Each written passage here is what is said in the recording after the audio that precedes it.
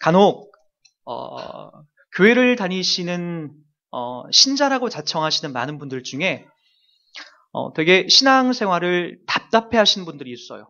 왜 그러냐면은 응답이 더디 온다라는 거죠. 여러분 진짜 응답을 빨리 받고 싶으면 어디에 여러분 두 가지만 잘 준비하면 됩니다. 교회에서 말고요. 교회는 상당히 우리가 생각하는 것처럼 그렇게 응답이 잘 오지 않습니다. 응답을 여러분들에게 즉각적으로 주는 곳이 있죠. 돈과 그리고 찾아가기만 하면 됩니다. 바로 점집이죠. 무당집이죠. 무당집에 가서 여러분 조금만 돈을 주면은 금방 여러분들에게 점괘와 답을 알려줍니다. 올해는 물을 조심해야 된다고. 3년 뒤쯤에 아주 귀한 귀인이 나타나서 당신을 도와줄 거라고. 그리고 굿 한 번 하면은 더 이 일들이 더 왕성하게 펼쳐질 거라고 그렇게 얘기를 해요. 혹시 여러분들이 예수를 믿으면서 그와 같은 답을 속전속결로 받아내려고 혹시 우리가 신앙생활을 하는 거는 아닌지 한번 우리 자신을 점검해 봤으면 좋겠습니다. 의외로 성경에서 우리가 봐왔듯이 성경은 우리들에게 어떤 즉각적인 점괘를 주는 것에 포커스가 있지 않다는 것을 우리는 11장에 와서 다시 한번 확인해 봐야 됩니다. 계속해서 말씀드리지만 11장에 등장하는 이 이야기, 나사로가 살아난 이야기에 우리가 이 결론과도 같은 부분을 우리가 살펴보고 있는데 사실 의외로 나사로를 살려내는 이 사건은 그 결과물은 43절과 44절의 이 두 구절에 짧게 기록됐다고 제가 말씀드렸어요. 이 57절, 11장 57절에 해당되는 부분에서 나사로가 갑자기 살아난 장면은 너무나 시시할 정도로 두 구절에만 이렇게 기록이 돼요. 43절과 44절이죠. 한번 볼까요? 이 말씀을 하시고 큰 소리로 나사로야 나오라 부르시니 죽은 자가 수족을 배로 동인채로 나오는데 그 얼굴은 수건에 쌓였더라. 예수께서 이르시되 풀어놓아 다니게 하라 하시니라. 이 두 구절에 목적이 있지 않다라는 것을 우리는 알 수 있습니다. 예수님께서 나사로를 살리신 사건을 통하여서 무엇을 보여주려고 하냐면은 하나님이 어떤 분인지, 그리고 두 번째로 우리들에게 하나님이 어떤 분인지에 대해서 우리에게 믿음을 확인시켜 주려고 이와 같은 일들을 하는 거예요. 그러니까 여러분, 우리가 쉽게 속아 넘어가지 않았으면 좋겠어요. 성경에서 우리들 가운데 속전속결의 그런 응답의 이야기들은 여러분 그만한 이유가 있을 때만 하나님이 주시는 거예요. 일상적으로 여러분들이 기도하는 모든 내용, 신앙생활을 통해서 빨리 뭔가 답을 얻기 위한 그런 과정 속에서 하나님이 우리들 가운데 말씀하신 거는 의외로 드물어요. 그러니까 성경에서 우리들 가운데 말하려고 하는 것은 하나님이 누구신가에 대해서 온통 포커스가 맞춰져 있죠. 그래서 오늘 이 이야기도 마찬가지예요. 11장에 있는 이야기, 나사로 살린 사건에 대해서 이것이 중심이라고 하면 처음부터 끝까지 이거와 같은 이야기에 모든 맥락이 흘러가야 되는 거죠. 그래서 나사로가 어떻게 나왔더라? 나사로가 언제 호흡을 하기 시작했더라? 더 디테일하게 기록해야 되는데 그런 것이 없다라는 거예요. 그리고 앞뒤 전체적으로 무엇을 얘기하죠? 하나님이 누구신가? 그 이야기를 지금 담아내고 있다는 거죠.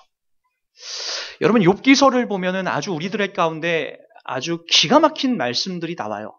이 욥기서의 그 2장을 열면은 사탄이 딱 등장합니다. 사탄이 등장해서 하나님과 대면합니다. 하나님과 이렇게 무슨 회의를 하는 것 같아요. 그때 하나님이 자랑 삼아서 그 사탄에게 했던 얘기가 있어요. 그 뭐라고 했냐면 너 우스 땅에 욥이라는 사람 아느냐? 욥을 보고 왔느냐?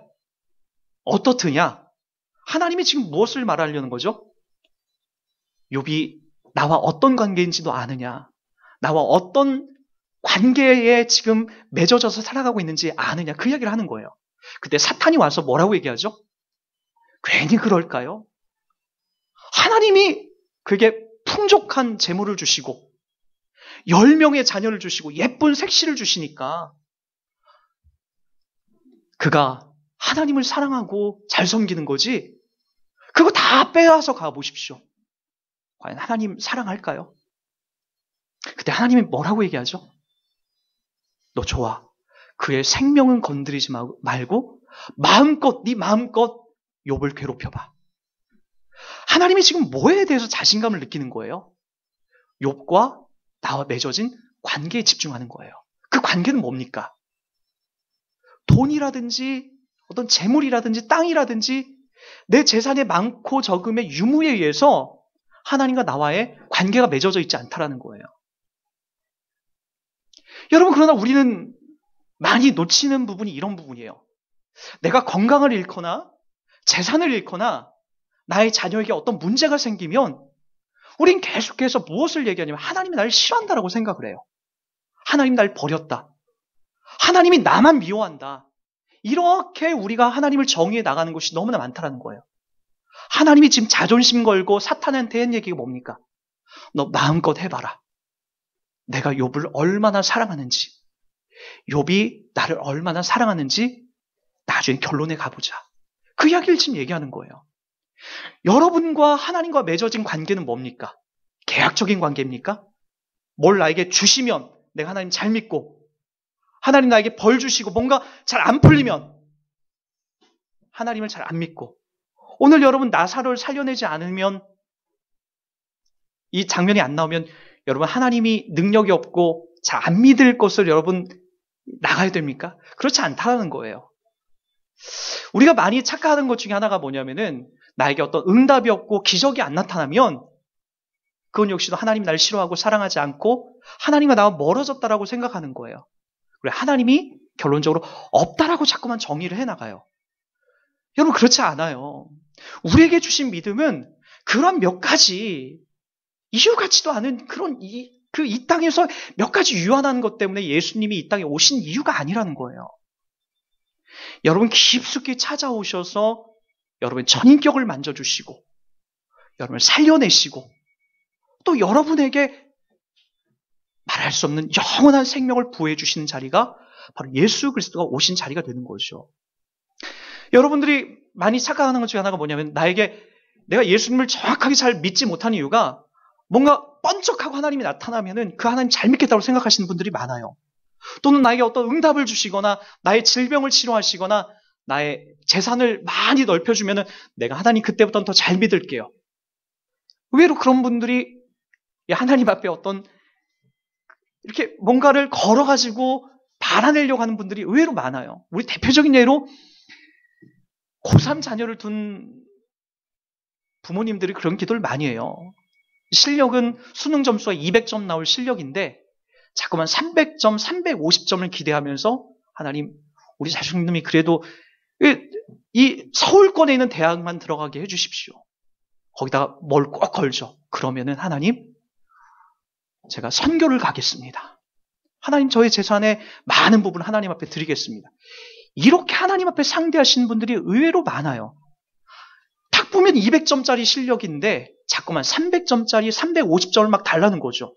그러면 하나님, 내가 하나님 앞에 모든 걸 헌신하겠습니다. 여러분, 그것은 하나님이 여러분들에게 받아내시고자 하는 좋은 믿음의 모습이 아니에요. 200점 맞고 열심히 이 땅을 살아가는 것이, 여러분, 그것이 하나님에서, 성경에서 보는 더 좋은 믿음이에요. 350점을 펜대 굴려가지고 맞게 하는, 그것이 믿음이 아니라고요. 여러분, 그런 일이 우리들 가운데 있어야만이 내가 신앙생활 잘할 거라고 착각할 때가 우리가 의외로 많다라는 거죠. 그러나 여러분 보세요. 오늘 기적이 나타났어요. 어떤 기적이죠? 그냥 암병 정도가 치료된 그런 기적이 아니에요. 오늘 이 기적을 보세요. 어떤 기적입니까? 무시한 기적이에요. 3일이 아니라 4일 동안 나사로가 무덤 속에 있었다니까요. 썩은 내가 나고 핏물이 뚝뚝뚝뚝 떨어지는 그 자리에서 더 이상 이 사람은 살아날 가망성이 없다는 그 자리에서 나사로가 이 몸에 붙어있는 헝겊 조각을 떼어내고 뚜벅뚜벅 걸어 나와요. 얼마나 그게 무서웠겠어요. 막 무시무시했겠습니까? 그러한 기적을 거기에 주변에 있는 많은 사람들이 봐요. 그리고 그 이야기를 듣습니다. 여러분, 이쯤 하면은 이스라엘에 있는 모든 백성, 아니 이 소문을 듣고 전 세계에 있는 사람들이 다 믿을 것 같죠?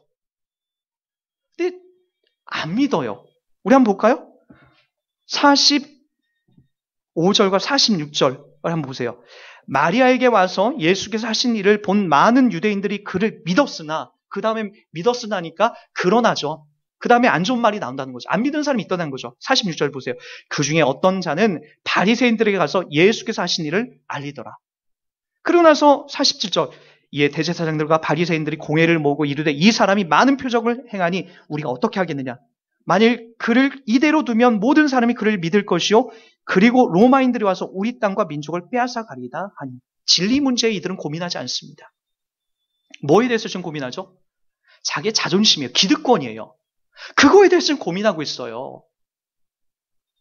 의외로 여러분 신자들 중에도 그런 분이 많아요. 진리에 대해서는 관심이 없어요. 나의 거짓이 뽀록 날까봐. 이런 표현 써서 죄송합니다. 나의 이 더러운 부분이 다 발각될까봐. 그게 무서운 거죠. 진리에 대해서 그걸 다 벗어놓고 내가 예수님 앞에 벌거벗긴 몸으로 나오려고 하지 않아요. 감추고 숨깁니다. 여기 죽은 나사로가 살아난 이 사건이 얼마나 대단하고 그 살아난 사건 누구만이 할 수 있다. 저분이 하나님이다라고 하는 그 예수님에 대한 그 분명한 확신과 이야기가 펼쳐졌음에도 불구하고 사람들은, 바리새인들은 자기의 위치에서, 인기몰이에서 떨어질까봐 그것이 무서웠던 거죠. 진리 문제에 의외로 사람들이 관심이 없습니다. 여러분 마찬가지예요. 여러분들이 예수 믿고 하나님 나라에 간다는 소망이 큽니까? 아니면 지금 당장 나에게 하나님 큰 돈을 주십시오. 그거에 더 관심이 많습니까? 지금 나 좋은 직장, 좋은 결혼해야 되니까 천국은 나중 문제고요. 진리는 나중 문제고요. 어떤 것이 여러분들의 관심사항이죠? 대부분 다 진리에 대해서는 관심이 없습니다. 뭐에 대해? 나의 현실적인 문제를 해결하려는 거예요. 지금 바리새인들도 그 문제예요. 여기 있는 사람들이 다 그 문제에 빠진다라고요. 예수가 죽었다 살리는 그 의미, 나의 영혼도 그렇게 살려낼 것이다라고 하는 것에 관심이 없고 바리새인이라고 하는 사람들이 떠받들어주는 그 기득권의 자리에서 내가 떨어져 나갈까봐, 그 자리에서 내가 인기몰이에서 내가 낙방될까봐 거기에서 벌벌 떨고 있는 모습을 우린 볼 수가 있는 거죠. 여러분, 우리 신자들에게 있어서도 이 부분은 정말 고민 많이 해야 됩니다. 과연 내가 예수를 믿는다는 그 의미가 뭘까? 난 진짜 예수님을 믿고 있는 사람인가? 이 진리를 따라가고 있는 사람인가? 그것을 우리가 항상 염두에 둬야 되는 거죠. 나의 이 땅에서의 잘되고 못되고는 2차, 3차적인 문제예요. 그것 때문에 예수가 있고 없고가 아니에요. 내 안에 진리가 있다라는 것은 내 환경 유무에 의해서 지배받지 않아요. 그것이 나를 넘어뜨릴 수 없다라고요. 한번 여러분 확인해 볼까요? 우리 마태복음 6장으로 한번 가보세요. 마태복음 6장 30절에서 34절까지입니다. 오늘 있다가 내일 아궁이에 던져지는 들풀도 하나님이 이렇게 입히시거든 하물며 너희일까 보냐? 믿음이 작은 자들아. 그러므로 염려하여 이르기를 무엇을 먹을까, 무엇을 마실까, 무엇을 입을까 하지 말라. 이는 다 이방인들이 구하는 것이라. 너희 하늘 아버지께서 이 모든 것이 너희에게 있어야 할 줄을 아시느니라. 그런즉 너희는 먼저 그의 나라와 그의 의를 구하라. 그리하면 이 모든 것을 너희에게 더하시리라. 34절이 결론입니다. 다 같이 읽어볼까요? 그러므로 내일을 위하여 염려하지 말라. 내일 일은 내일이 염려할 것이요 한날의 괴로움은 그날로 족하니라. 하나님이 지금 뭐라고 얘기하고 있죠? 얘들아, 내일 먹을 것 염려하지 말라. 내가 누군지 아니? 너희 아버지다. 너희 아버지이기 때문에 들의 백합화도 공중의 새도 내가 먹이고 기른다. 마찬가지죠. 여러분들이 염려해서 내일 해가 뜰까 안 뜰까 그거 가지고 염려한 적 있습니까? 바닷물이 밀물로 들어올까 안 들어올까 그거 고민한 적 있나? 봄이 올까 안 올까 그거 가지고 우리가 고민한 적 있나요? 그거 다 누가 하는 거라고요? 하나님이 하시는 겁니다. 근데 우리는 우리 일상 속에 아주 작은 것 가지고 염려해요. 나 당장 죽을 것 같다. 그렇지 않습니다. 하나님이 여러분들의 아버지가 되시면 들의 백합화도 하늘의 새도 먹이시는데 하물며 너희일까 보냐. 뭐라고 얘기하죠? 그 다음에 믿음이 적은 자들아. 그렇게 이야기해요. 우리들 보고 얘기하는 게 그런즉 너희는 먼저 그의 나라와 그의 의를 구하라고 합니다. 이게 뭘까요? 너희는 먼저 그의 나라와 그의 의를 구하라는 게 뭐예요 도대체? 교회 나와서 매일같이 기도하고 전도하러 다니라는 것을 먼저 그의 나라와 그의 의를 구하는 거라고 얘기하는 겁니까? 그렇지 않아요. 너희는 먼저 그의 나라와 그의 의를 구하라라는 건 힌트는 34절의 결론 부분에 나옵니다. 다 같이 한번 보도록 하겠습니다. 그러므로 내일 일을 위하여 염려하지 말라. 내일 일은 내일 염려할 것이요 한날의 괴로움은 그날로 족하니라. 내일 염려하지 않는 게 뭐라고요? 내일 염려하지 않는 것, 내일에 대해서 우리가 염려하지 않는 게 뭐라고요? 그것이 바로 그의 나라와 그 의를 구하라는 거예요.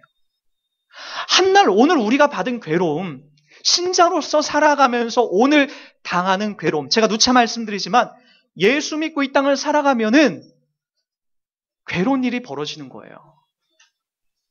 술 먹어야 될 자리에서 술을 안 먹고, 다른 사람들이 다 욕하고 저주하는 그 자리에서 내 입을 함구할 때 얼마나 어려운지 아십니까? 직장 생활 가보면 여러분 다 알잖아요.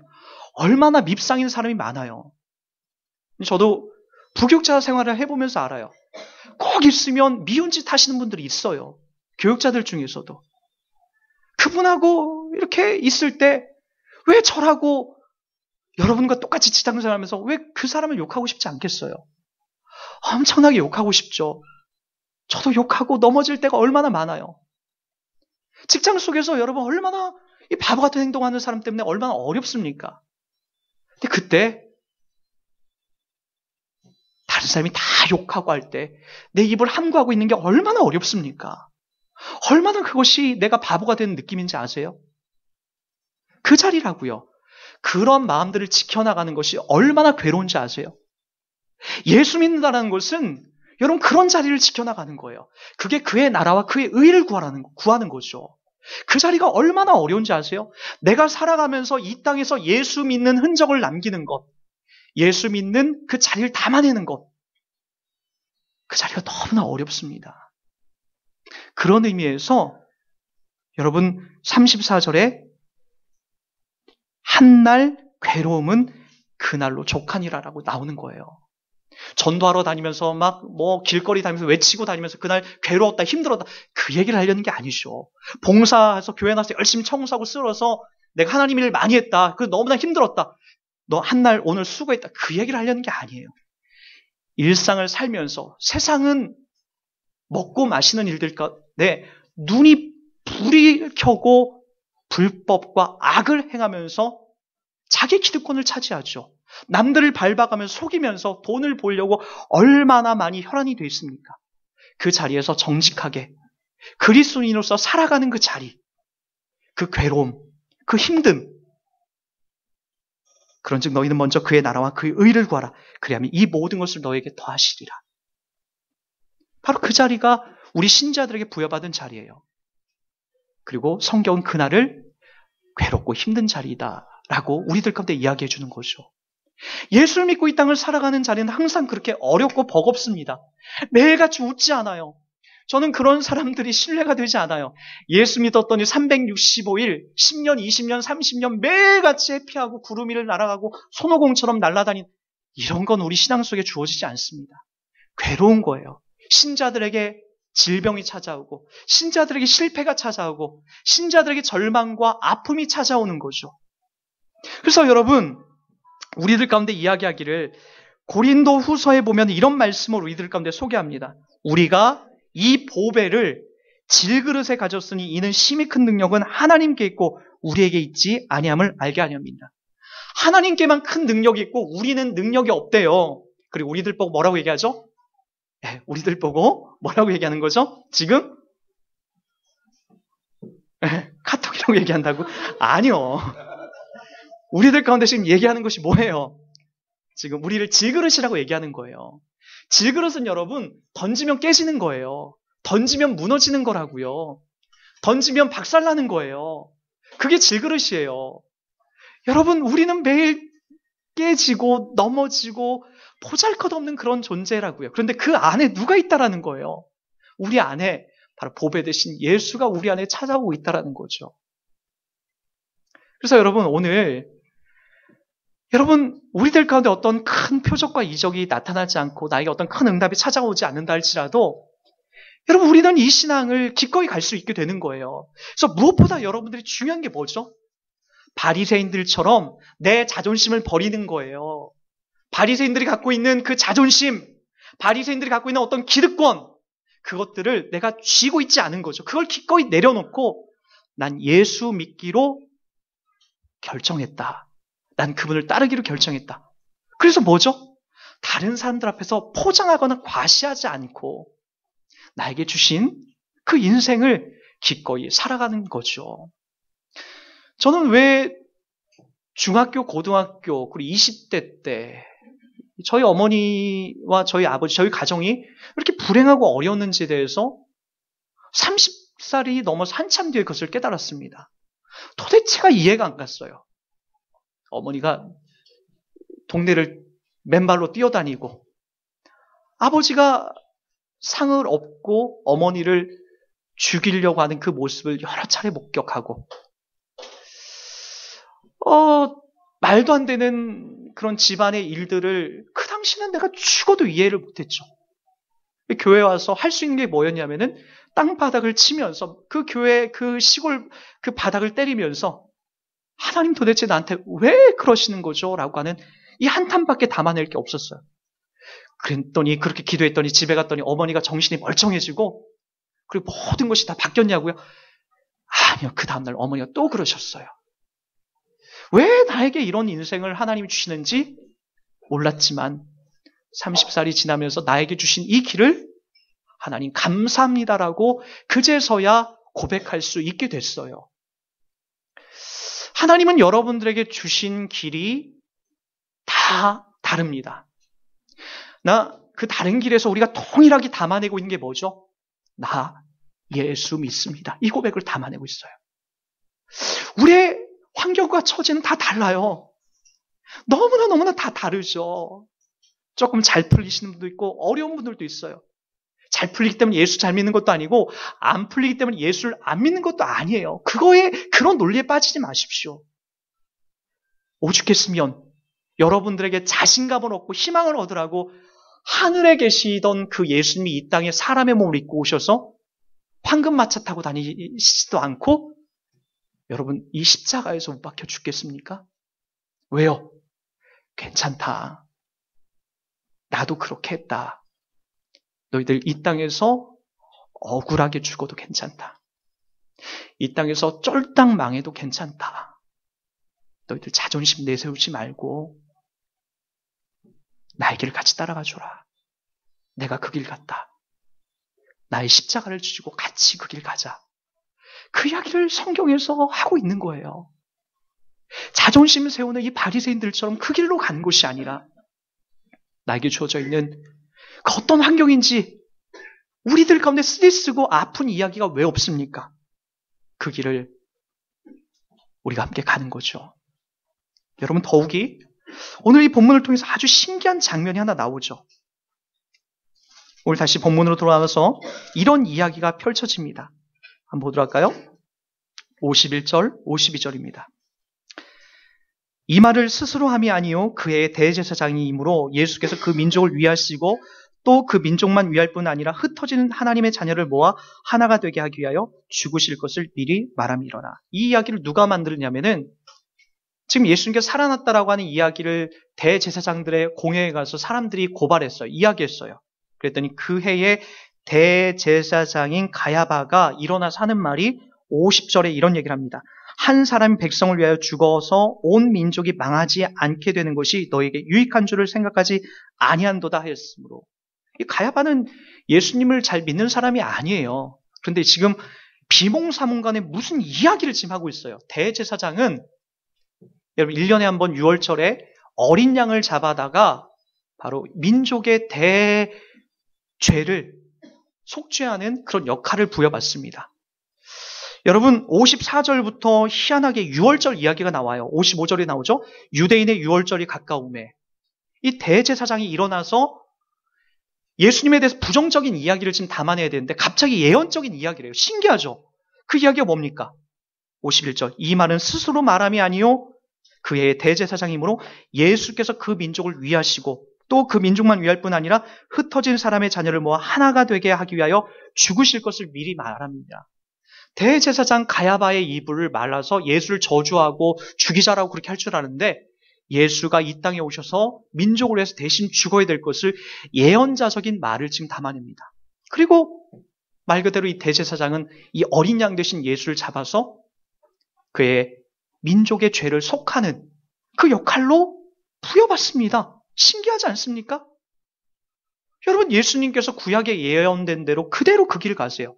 대제사장이 어린 양을 잡아서 대속죄일에 민족의 죄를 사하듯이 6월절 이제 예수님이 제물로 이 땅에 죽을 것입니다. 하나님의 능력이죠. 악을 통해서도 하나님이 선을 만들어내시는 하나님의 능력. 우리가 바득바득 우기면서 나 예수 안 믿을 거야. 나에게 주님이 해주신 게 뭐가 있어? 라고 하늘 향을 삿대질한 그 손을 꺾어서, 나의 손을 꺾어서 예수 믿게 하시고 목사로 만들어내신 그 하나님의 능력이 바로 이렇게 드러나게 되는 것이죠. 여러분, 이러한 힘이 여러분들에게도 지금 흐르고 있죠. 동일하게 나 같은 사람이 예수 믿고 있다는 것에 대해서 우린 깜짝 놀라야 됩니다. 여러분, 이런 힘과 은혜가 가득가득 부여받은 사람 중에 우리나라에 와서 선교사 사역을 했던 분 중에 제가 한 분을 여러분에게 좀 소개하고 오늘 말씀 마치려고 합니다. 이 미국에서 파송된 이 밀러라고 하시는 분이에요. 한국명은 민로아 선교사님이죠. 미국에서 한국으로 파송받고 우리 그 연동교회의 기초를 쌓고 충청북도 이 청주 지역에서 최초로 복음 선교 사역을 했던 이 목사님입니다. 선교사님이죠. 1892년도에 한국에 처음 들어왔어요. 복음을 갖고 예수에 대한 이 뜨거운 마음을 갖고 조선 땅을, 특별히 충청북도 청주 지역을 내가 섬기겠다. 한국명으로 개명을 해서 민노아라고 하는 이름으로 이분이 지내게 되죠. 참 가슴 아픈 일이 펼쳐졌어요. 그 사모님과 함께 선교 사역을 하다가 이 아기가 생기지 않는 거죠. 그러다가 6년 만에 첫 아기가 생겼어요. 그런데 6년 만에 생긴 이 아기가 여러분 풍토병으로 8개월 만에 그만 죽고 말아요. 이 땅에서요. 그리고 이 너무나 괴로워하죠. 그러다가 이 아픔이 아물어 갈 때쯤에 둘째 아이가 생겼어요. 하나님께서 근데 이 둘째 아이를 태어난 지 하루 만에 이 둘째 아이도 그냥 죽고 말아요. 여러분, 두 아이를 잃은 그 어머니의 마음이 얼마나 아프겠습니까? 미치죠. 제정신이 아니겠죠. 남자는요, 부성애가 천천히 생겨요. 천천히 생기는데 어머니의 모성애는 뱃속에 있을 때부터 아주 가득가득해지는 거죠. 두 아이를 그렇게 잃고 나니까 이 어머니가, 이 선교사님의 아내가 심신이 완전히 이제 망가진 거죠. 이 두 아이를 잃은 어머니도 얼마 뒤에 이제 또 죽게 됩니다. 한국 땅에 와서 이 복음을 전하기 위해서 충청북도 청주 지역에서 이 최초로 그렇게 열심히 성경을 번역하면서 그렇게 사역을 해나갔던 이분에게 이런 일이 생기자 사람들이 손가락질하죠. 뭐라고 하죠? 당신이 전하는 예수가 뉘시기에 이렇게 당신을 힘들게 하는 거예요. 당신 왜 이러고도 선교사 사역을 하는 거죠? 다 포기하고 고향으로 돌아가지. 왜 여기서 뭐 하는 것이요? 라고 손가락질하면서 막 그렇게 얘기해요. 도대체 당신이 믿는 예수가 누구요? 라고 그렇게 막 손가락질합니다. 그쵸? 우리도 그럴 수 있죠.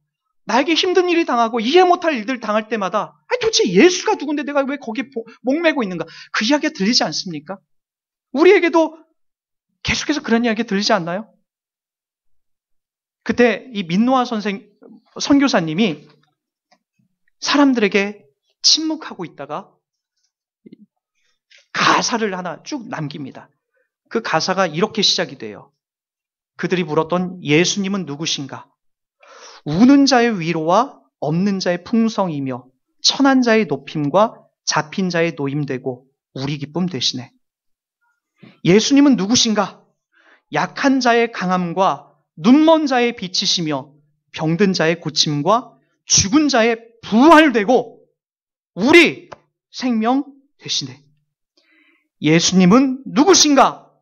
추한 자의 정함과 죽을 자의 생명이며 죄인들의 중보자와 멸망자의 구원되고 우리 평화 되시네.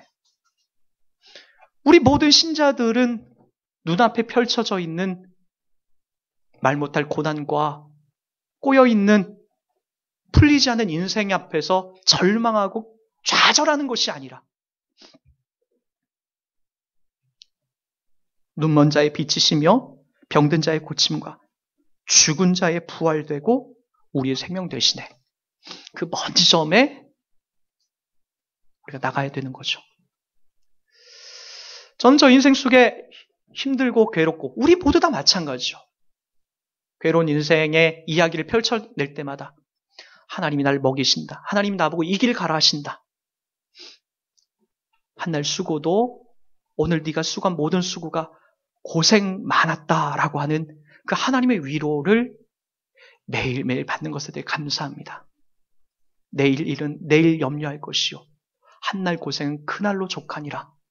오늘 최선을 다한 우리들에게 주님이 부여하신 위로요 소망입니다. 그렇게 하루하루를 만들어가다 보면 먼 미래 하나님이 우리들 가운데 약속하신 일들이 반드시 우리들 가운데 분명히 펼쳐지고 나타나게 될 것입니다. 그렇게 여러분, 오늘 여러분에게 주어져 있는 말 못할 힘들고 어려운 일이다 할지라도 그 길 기꺼이 함께 달려가주는 저와 여러분이 되길 주의 이름 부탁드리겠습니다.